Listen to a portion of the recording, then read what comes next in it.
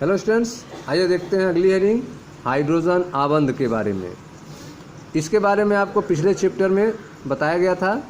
हम एकक 4 में ही यह सीख चुके हैं कि यह द्विध्रुव अन्योन्य क्रिया की एक विशेष स्थिति है। हाइड्रोजन आबंध जो है वह क्या है? द्विध्रुव अन्योन्य क्रिया की एक विशेष स्थिति है। हाइड्रोजन आबंध उन अणुओं में मिलता है जिनमें अति ध्रुवित NH बंध, OH और HF आबंध उपस्थित होते हैं। ठीक है, तो हाइड्रोजन बंध किसमें पाया जाएगा? तो हाइड्रोजन बंध जो है उन अणुओं में मिलेगा जिनमें अति ध्रुवीय नाइट्रोजन हाइड्रोजन के बीच बंध हो, ऑक्सीजन हाइड्रोजन के बीच बंध हो, अथवा हाइड्रोजन फ्लोरीन के बीच में आबंध उपस्थित हो।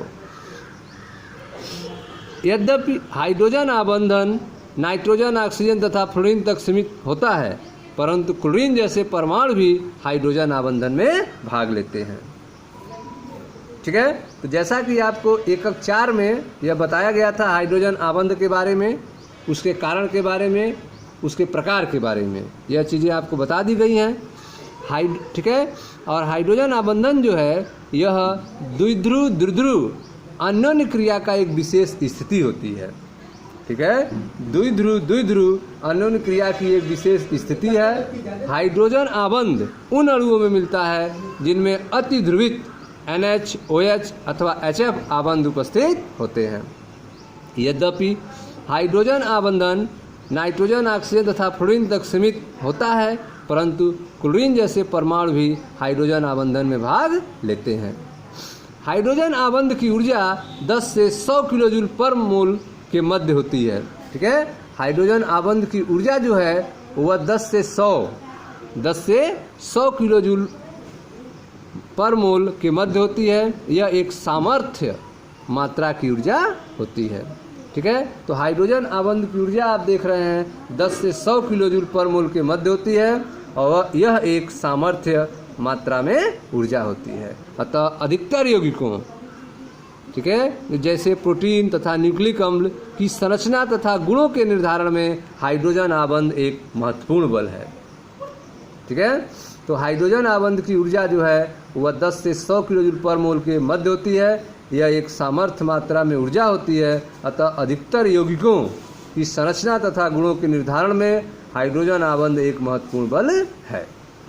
एक अणु के विद्युत ऋणात्मक परमाणु, ठीक है, अब हाइड्रोजन बंध होता क्या है इसके बारे में यहाँ पे थोड़ी चर्चा की गई है।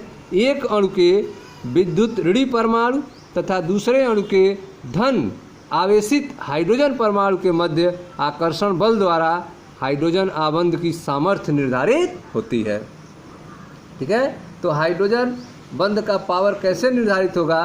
तो हाइड्रोजन, ठीक है, एक अणु के विद्युत ऋणात्मक परमाणु द्वारा, एक अणु के विद्युत ऋणात्मक इलेक्ट्रोनेगेटिव परमाणु द्वारा दूसरे अणु के धन आवेशित हाइड्रोजन परमाणु के मध्य आकर्षण बल द्वारा हाइड्रोजन आबंध की सामर्थ्य निर्धारित होती है। नीचे दिया गया चित्र हाइड्रोजन आबंध के निर्माण को प्रदर्शित कर रहा है, जिसमें आप देख रहे हैं हाइड्रोजन और फ्लोरीन के बीच में यह डॉटेड लाइन दिखाई गई है जो हाइड्रोजन बंध को रिप्रेजेंट करता है। आगे देखें, अंतरा आणविक बल जिनकी व्याख्या अभी की गई है आकर्षण बल होते हैं। ठीक है, अंतरा आणविक बल जो है वह भी क्या होते हैं? आकर्षण बल होते हैं। अणुओं के मध्य एक दूसरे के प्रति प्रतिकर्षण भी होता है। ऐसा नहीं है कि आकर्षण होता है हमेशा। अंतरा आणविक बल जिसकी व्याख्या भी की गई है आकर्षण बल होता है। अणुओं के मध्य एक दूसरे के प्रति प्रतिकर्षण भी होता है। जब दो अणु एक दूसरे के संपर्क में आते हैं तब दोनों अणुओं के इलेक्ट्रॉन अभ्र के मध्य तथा दोनों अणुओं के नाविकों के मध्य प्रतिकर्षण उत्पन्न होता है। ठीक है, तो आप देख रहे हैं कि जब दो अणु एक दूसरे के संपर्क में आएंगे तो दोनों अणुओं के इलेक्ट्रॉन क्लाउड्स और दोनों अणुओं के नाविकों के बीच में प्रतिकर्षण बल होता है। जब दो अणु एक दूसरे के संपर्क में आते हैं तब दोनों अणुओं के इलेक्ट्रॉन अभ्र के मध्य तथा दोनों अणुओं के नाभिकों के मध्य प्रतिकर्षण उत्पन्न होता है। दो पृथककारी अणुओं के मध्य की दूरी घटने से प्रतिकर्षण का परिमाण बढ़ जाता है। ठीक है, दो अलग अलग अणुओं के बीच की दूरी के घटने से प्रतिकर्षण बल का मान बढ़ जाता है। यही कारण है कि द्रव और ठोस को संपीड़ित करना कठिन होता है। ठीक है, अगर दो अणु एक दूसरे के नज़दीक आए, उनकी दूरी क्या हो, घटे, तो प्रतिकर्षण बल का मान क्या हो जाता है, बढ़ जाता है। इसीलिए द्रव और ठोस को दबाना कठिन कार्य होता है। इन स्थितियों में अणु पूर्व में ही एक दूसरे के निकट के संपर्क में होते हैं। ठीक है, इन स्थितियों में अणु पहले से ही पूर्व में ही एक दूसरे के निकट संपर्क में होते हैं, अतः ये पुनः संपीड़न का विरोध करते हैं। फलस्वरूप प्रतिकर्षण अन्योन्य क्रिया में वृद्धि हो जाती है। ठीक है, तो इस तरह से आपने देखा कि जब दो अणु एक दूसरे के संपर्क में आते हैं, तब दोनों अणुओं के इलेक्ट्रॉन अभ्र के मध्य तथा दोनों अणुओं के नाभिकों के मध्य प्रतिकर्षण उत्पन्न होता है। दो पृथककारी अणुओं के मध्य दूरी घटने से प्रतिकर्षण का परिमाण बढ़ जाता है। यही कारण है कि द्रव और ठोस को संपीड़ित करना कठिन होता है।